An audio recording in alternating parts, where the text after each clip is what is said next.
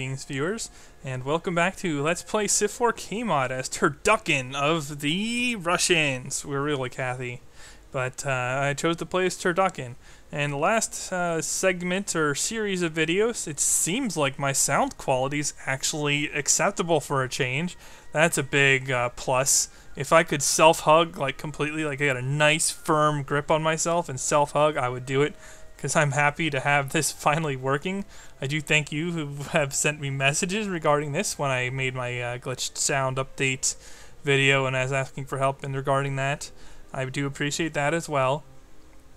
And so now we are going to continue on, hopefully with decent quality sound from here on out. That also gives me the green light to start recording other games in the near future. And depending on my update schedule, those might well be out before this video, but if not, then they are coming very soon. Anyway, we are going to continue on with our war against Sitting Bull. This is the last thing I thought would happen when I had a continent with Kublai Khan, Gilgamesh, and Alexander, is that Sitting Bull would declare war on me, while all the other super butt-munch warmongers decided to be friendly with me. Yeah, or dead. Well, that's kind of like friendly, right? I mean, he gave me his cities. That's pretty selfless of Alexander, now that I think about it. But anyway, this was not what I was anticipating would happen when I met this crowd. Interestingly, this game is unfolding this way. But yeah, I'm being nice and stubborn and staying in this war. Like I said, I really have no disincentive for that.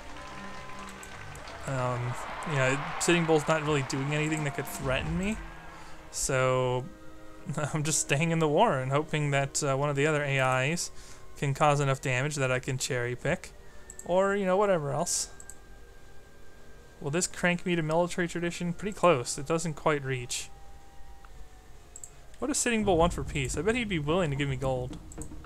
Yeah, because, you know, I've lost like one unit and killed quite a few, so he's not enjoying where this war is heading for him, but that's his problem. He declared war on me. I was not going to declare war on him for some time, but he decided he wanted to get things going bright and early in this game. So, hey, that's his choice, and he has to pay for it. Or at least he has to face the consequences. Whether or not he has to pay for it is a matter of how well I play. Okay, you fortify. Oh, I can upgrade to maces now. I don't really want to blow my merchant money on that, though.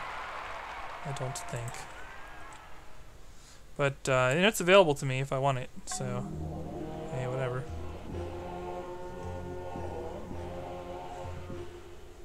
Yeah, I think I'm producing enough units. I am the #1 military force in the world. I can't really make much happen with that right now because of the relative tech parity and other issues. But, they can't really pressure me, so I might as well just work on econ some more. Build up my eventual production base. And that's probably true in these cities as well. You know, sneak in some forges. Ooh, I popped the gold. That's actually pretty handy. Even in my heroic epic city, maybe after a couple more units, we'll detour, build some random stuff. And I do want to get these Buddhist buildings as well because they are production, I'm pretty sure. Apostolic Palace has been built yet? No, but I'm pretty sure that the AI here are going for it. So I'll take advantage of that and Sankor together. Apparently Christianity founded on this continent too, so the threat of culture in this game is really low now because the AI here founded multiple religions and that will hinder any off-continent culture shenanigans. Also, Sitting Bull is not very close to castles. So, again, if I can just get this force to commit itself and die, or if I can get rid of it somehow, all of a sudden this becomes a very easy war to deal with. And yes, this is why I'm building muskets, because muskets can say, oh, hi elephants, and yeah, not great odds, but they have winning odds there. And there's really not a lot that gets winning odds against elephants outright. At least not contemporary. And certainly nothing contemporary with elephants. Like, I guess aggressive spears can keep up with them. But you need like a trait plus a counter unit just to compete, and that's kind of crazy. Elephants OP. And see, like, why would you nerf representation and then not touch elephants. At least it's not as bad as the mod that nerfed Praetorians but didn't touch elephants. Yeah, that was just silliness. Okay, so we're gonna get one more Buddhist missionary, and sure, it's looking like this is gonna be a longer game. We'll build Oxford.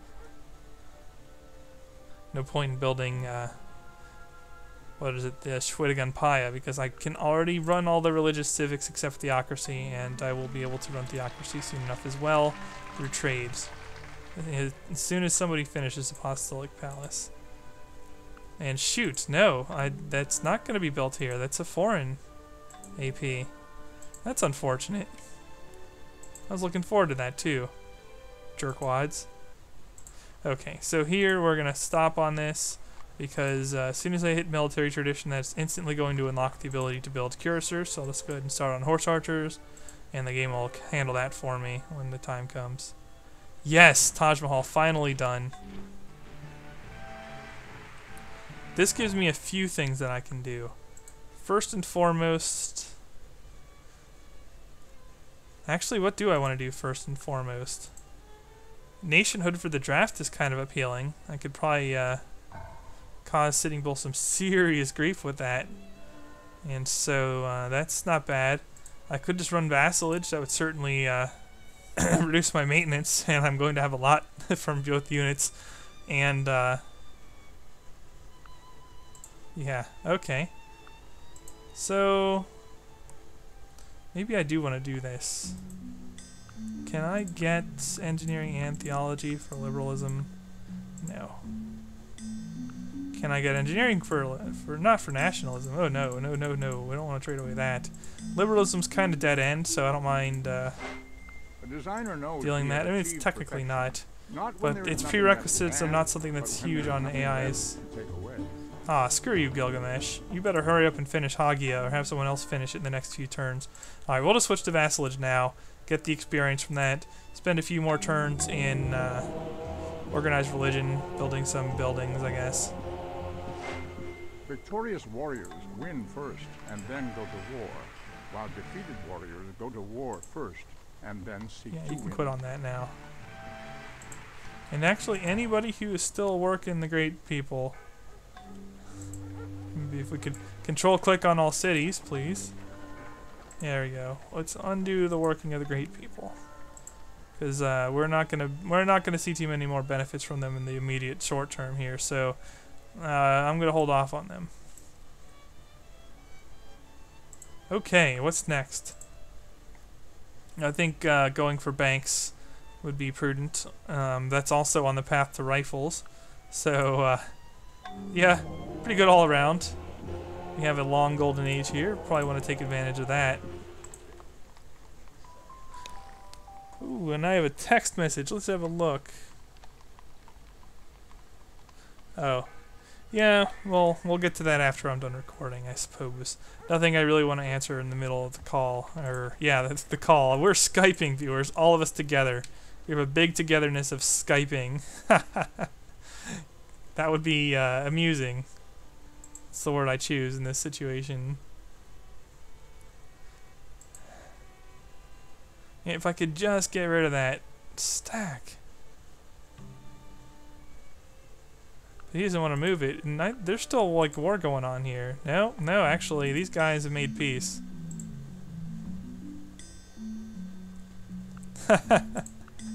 What do you want for this?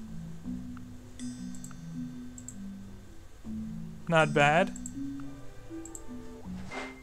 Two cities have been formed. How about you, Gilgamesh? The earthly by the love of self, the heavenly really? by the love of God. Your close friend Sitting Bull, who you've been fighting with, pleased? Oh, you gotta be kidding me! And look at this pissy piece of crap. You brought in a war ally against us. What do you think I was gonna do?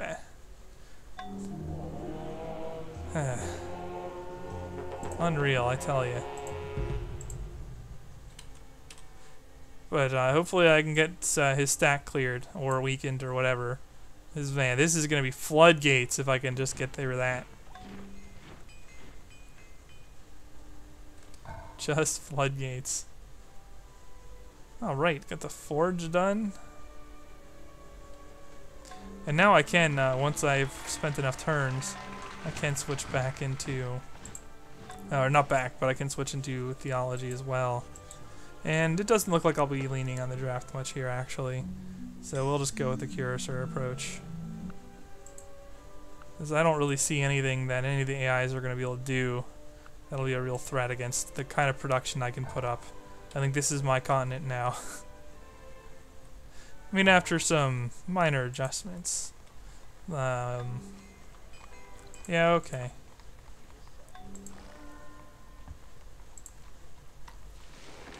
You can be my catapult crank. And I think every other city is just going to focus on, well, let's see. St. Petersburg is second on the list. So basically everyone down gets, oh, who's the, I want to find barracks first. I want to queue up a barracks, then a stable. Here we go. Barracks, then stable, then cuirassiers. We're going to crush this continent in cuirassiers. Now, you can just go to a stable and cuirassiers. I guess I could eventually upgrade to Cossacks, but I think hitting faster and harder is the better approach here overall. You're already building cuirassiers, and you already have the stable, and you're a catapult pump. Okay, alright. And yeah, Oxford's fine in the capital. We can actually tech in one city. It's not a mandatory thing to avoid that. Liberalism for compass? I don't think so. And if I weren't almost done with guilds, I would trade, but I am, so I won't. Yeah, war elephants are going to cause me a little grief here, but I don't think it's too big a deal now. Cuirassiers are going to be pretty high level, especially the ones coming out of my heroic epic city. Vassalage plus theocracy plus settled Grey General. They're 9 experience already, and it's only going to get more painful for them. People of the same trade seldom meet together. Ooh, I am still in even cast, for so merriment and workshops are diversion, not but insignificant the either. conversation ends in a It's an interesting conspiracy against the realization. public.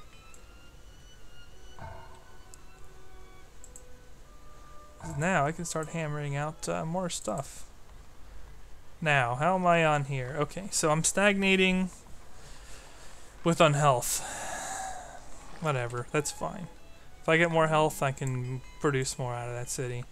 Can't do that right now, but maybe after I capture some things off of Sitting Bull, I can. Oh, we entered my borders. Is that so? Well, I think for the elephants, I might as well attack them with the muskets, since I still do get better odds. And of course, he's going to win every single one of these frickin' 70% battles for me. But it's still not going to give him much help. Not really. And here's where we also switch into theocracy. Nationhood, free speech. No, I like vassalage. We're going to run some continent control here, since we have reduced cost on this. I could just chain cap this continent too. I don't think they'd be able to do anything about it. Just capitulate everything. Jeez, what are you doing there? Kulai. Look at this. They're not... He's been sitting there this entire war. I mean, I guess that's better than what the AI used to do, which was just implode, like take its units out, but that's not good practice either. Although I'm doing it too, I guess. But I don't have a 2-front war, I only have 1-front war. My situation is different from his. Yeah, might as well. Let's just go this route. Meanwhile, the Golden Age is really helping out here. So I'm not even bothering with the whip. I probably should be, honestly. I could go back into slavery and start really whipping stuff out. But I'm being lazy because I know I'm going to win.